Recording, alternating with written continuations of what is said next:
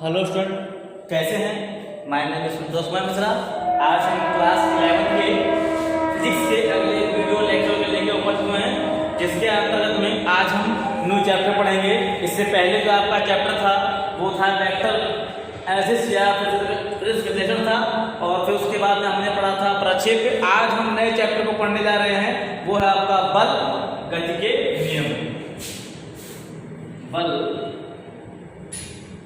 गति के नियम। अब यहां पर हम बात करें फोर्स, यहां पर लॉ ऑफ मोशन। अब यहां पर देखिए, अगर हम बात करते हैं बल की, तो बल है क्या?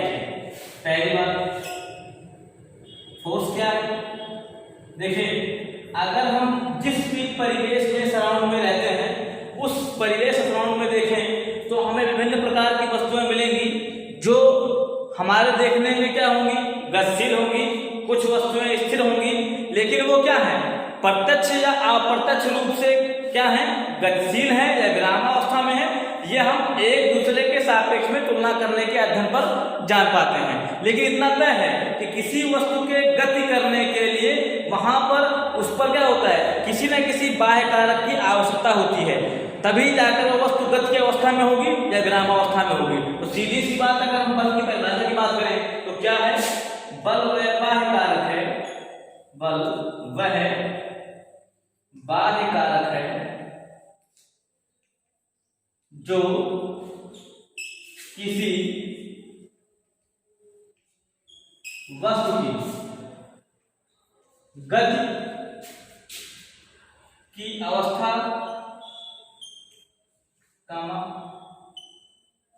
विरामावस्था आकृति तथा आकार में परिवर्तन कर देता है या करने का प्रयास करता है।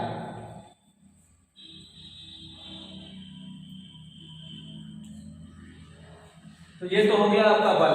अब हम यहाँ पर बात करें फोर्स के, तो फोर्स को हम 2 टाइप में बांटते हैं। देखिए, ये जो हम पढ़ रहे हैं ये हमारी केवल मैकेनिक्स है, जिसको हम कहते हैं यांत्रिकी, मैकेनिक्स। तो मैकेनिक्स में अगर हम फोर्स की बात करें तो फोर्स 2 प्रकार के होते हैं। Type of force in mechanics.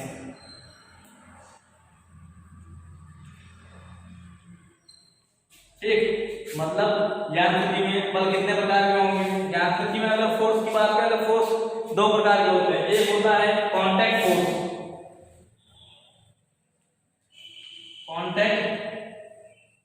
Force, और एक होता है नॉन कांटेक्ट फोर्स।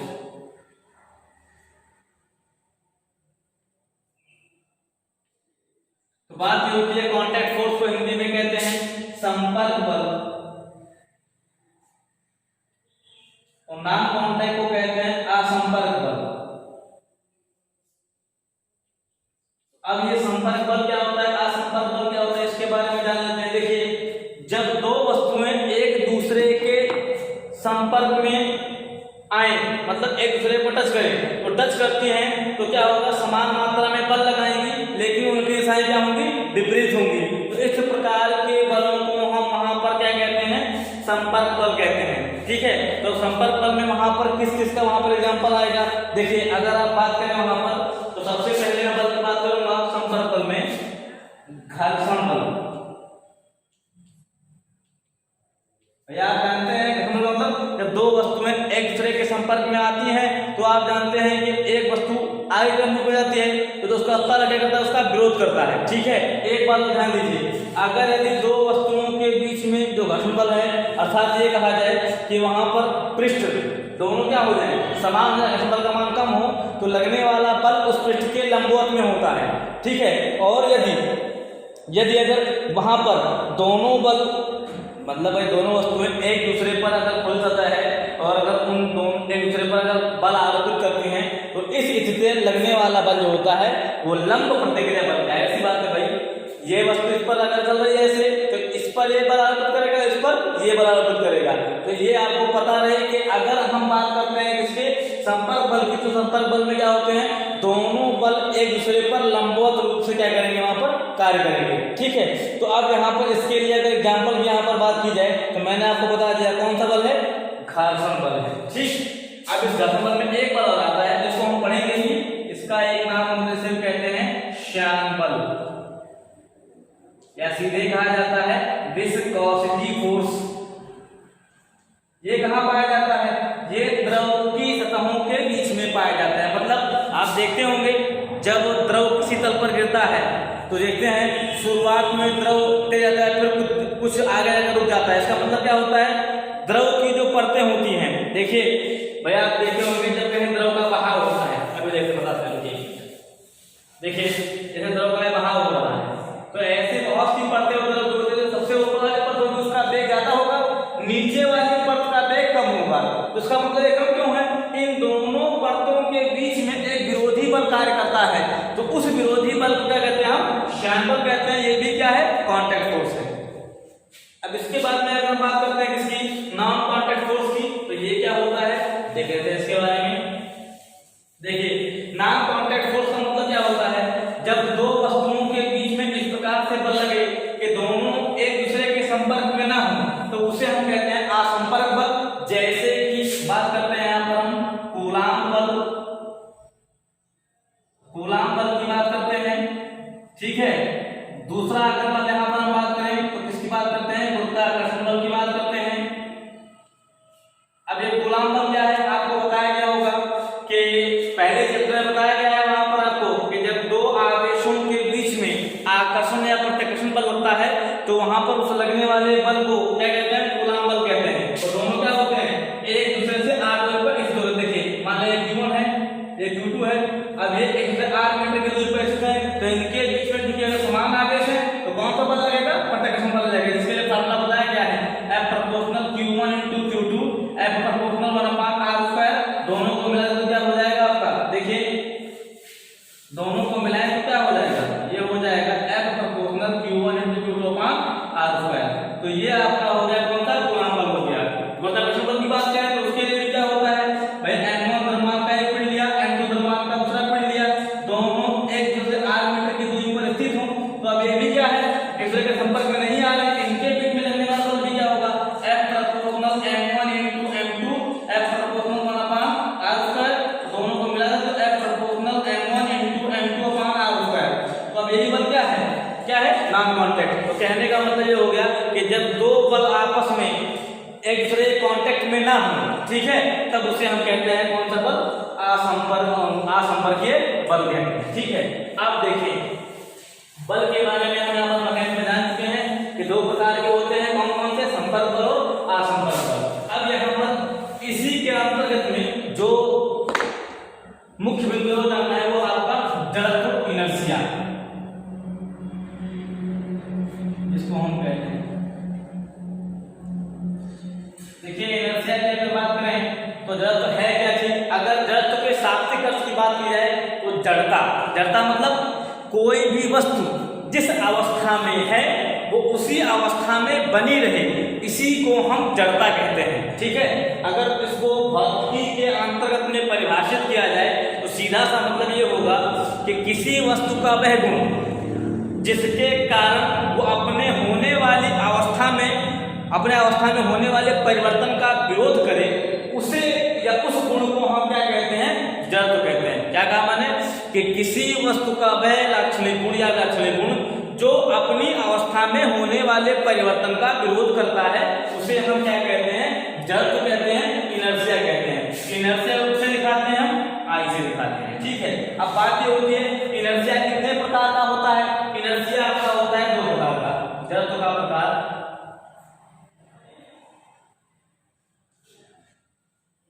जड़त्व आपके तीन प्रकार के होते हैं। कौन सा, पहला गति का जड़त्व, दूसरा आपका होता है विराम का जड़त्व, तीसरा आपका होता है दिशा का जड़त्व।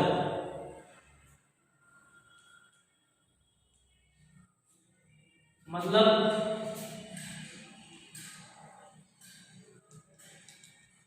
इनर्शिया ऑफ मोशन, दूसरा है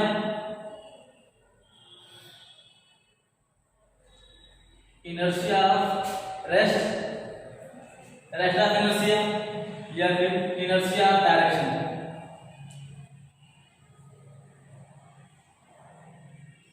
अब यहां पर एक संदर्भ में सब सीधे समझते हैं। पहले पॉइंट ऑफ व्यू में गति का जड़त्व क्या होता है, देखिए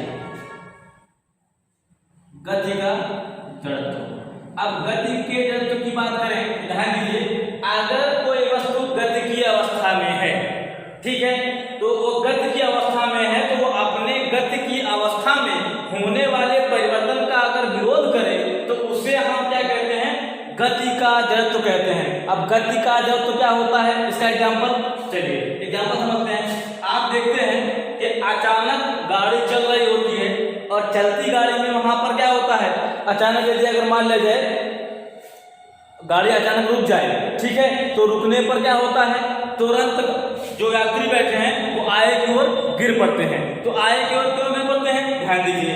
देखिए भाई, आप जानते हैं कि जब गाड़ी चल रही होगी तो जो आप जहां बैठे होंगे, जो नीचे का आपका पोर्शन है वो क्या हो जाएगा, गाड़ी के साथ गतिमान हो जाएगा, और जो आपका ऊपर वाला पोर्शन है वो क्या हो जाएगा, विरामावस्था में रहेगा। तो जैसे ही गाड़ी जो चलती है वो आगे रुकती है, तो रुकने पर क्या है, जो आपका क्या कहते हैं नीचे का भाग गतिमान है वो तो क्या होता है, वहां पर रुक जाता है। लेकिन जो आपका विरामावस्था में वो क्या हो जाता है, वो गतिमान तो है नहीं, तो क्या होता है, तुरंत आगे की तरफ गिर पड़ता है या झुक जाता है। ठीक है, ये किसके कारण होता है, ये आपके गति का जड़त्व है। ठीक है, इसके लिए एग्जांपल हो गया। फिर दूसरा आपका है विराम का जड़त्व।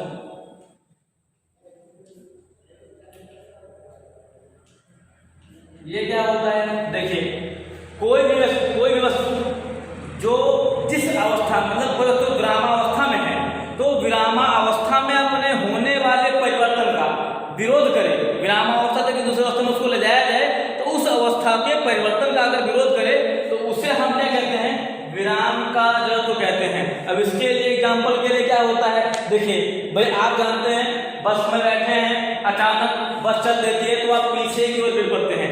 पीछे की ओर क्यों गिर पड़ते हैं, क्योंकि आपको पता है भाई जब बस चलेगी तो बस चलने पर क्या है, बस के साथ आपका नीचे का पार्ट तो गतिमान हो जाएगा, लेकिन ऊपर का पार्ट क्या होता है, विरामावस्था में होता है। तो जैसे ही बस चलेगी वो गतिमान हो जाएगा, बाकी जो विरामावस्था है वो पीछे की ओर गिर जाएगा। तो किसके कारण होता है, क्योंकि विराम के कारण। क्यों, क्योंकि ऊपर का जो आपका पार्ट है वो किस अवस्था में है, विरामावस्था में है, और जो अपने अवस्था में होने वाले परिवर्तन का विरोध करता है, इसीलिए आप पीछे की ओर गिर पड़ते हैं। ठीक है, आप देखिए इसके लिए एग्जांपल और ये भी है, भाई मान लिया जाए अगर कोई शीशा लिया जाए, खिड़की, उस शीशे पर अगर गोली टकराती है तो आप जानते हैं उस खिड़की में केवल गोली के साइज का छेद हो जाता है, जबकि किसी पत्थर को मारते हैं तो पत्थर से क्या होता है, पूरा का पूरा खिड़की का सीधा चटक जाता है। ऐसा क्यों होता है, ध्यान दीजिए, जब गोली शीशे से टकराती है तो आप जानते हैं गोली का वेग बहुत तीव्र होता है, तो जब वो शीशे से टकराएगी तो क्या हो जाएगा, वो उस शीशे पर कुछ समय के लिए वहां रुकेगी, जिससे क्या होगा, शीशे का थोड़ा सा ही भाग गतिमान होगा और बाकी शेष भाग क्या होगा, विरामावस्था में होगा। इसीलिए केवल उतने ही भाग में क्या हो जाता है, गोली के दाग हो जाते हैं, वहां पर छेद हो जाता है। जबकि पत्थर टकराता है उस शीशे से, पत्थर क्या होता है, वहां पर उसका वेग कम होता है, जो अधिक समय के लिए उस पर वहां पर रुका रहता है, जिससे जो उसका पूरा शीशा है वो विरामावस्था में होता है, वो किस अवस्था में आता है, गतिमान अवस्था में होता है, और जिससे उसका क्या होता है, पूरा चटक जाता है। ठीक है, तो ये आपका होता है विराम का जड़त्व। अब बात करते हैं हम दिशा के जड़त्व की, क्या है,